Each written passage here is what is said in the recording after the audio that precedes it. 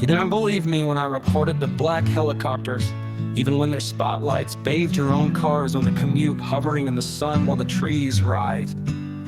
You suspected I was intoxicated or embellishing when I reported the very bright, very quick crackling rushing away early one morning as I took the parkway past the CIA. I probably did not even tell you how.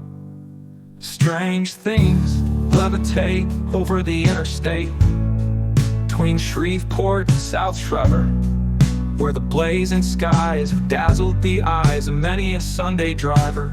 They're over Georgetown, just whiter than the bank of clouds, and apparently halfway between that ceiling and the city floor floated the blimp, although there was no visible signage, no tail flash, with the Homeland Security device affixed in light. It was obvious that's what it was. I looked around for any sign of Luftwaffe bombers or the Al-Qaeda Air Force, but saw no threat. It must be working. I was a little dazed. The absurd white craft was swimming up the sky, north, passed behind the Unification Church spire, and began turning east, as though it would cruise over to where I, the only person in the city who had stopped mid-stride, rubbed his eyes, then stood there gaping at it. I looked around again. If there had been another pedestrian waiting to cross, I would have asked that person to look over there and tell me whether they saw it too. There was no one nearby, but some people lined in cars at the light, not looking at the sky. There should be people in the square, gawping at it.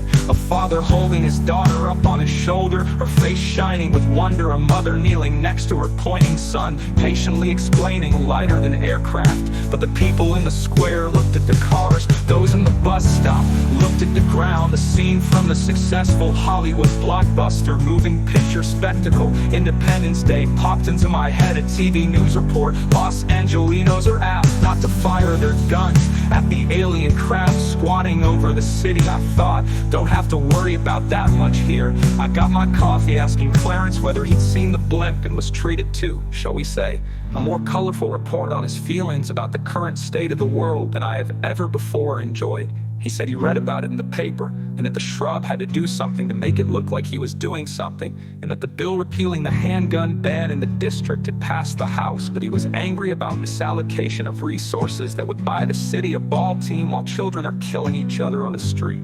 He's not a Senators fan these days, nor I. Fred Barbash and Carol Morello in the newspaper say it's nothing to worry about.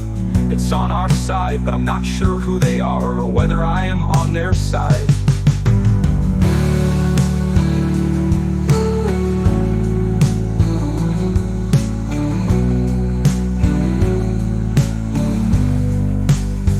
There was no report further that the Army craft will conduct test runs designed to determine how effective electro-optical and infrared cameras are at detecting potentially threatening movements on the ground here over the moralless, enfranchised citizens of the capital of the United States, although the equipment already is used in Iraq and Afghanistan.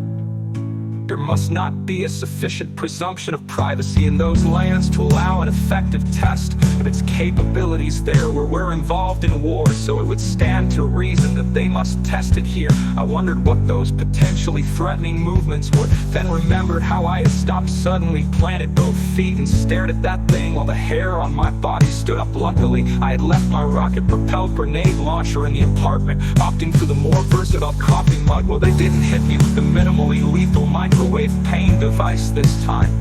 So anyway, although you didn't believe all those other things I said I saw, I thought I'd tell you about the Homeland Security blimp, which makes no sound but the soft susurration of blood pounding past flushed paranoid ears, which makes no sound. Maybe I am paranoid to think we're always being watched. Maybe the presence of the Homeland Security blimp in this bad year will soothe me. You are being watched, dear boy, for your own good. Get used to it, and you won't be paranoid anymore.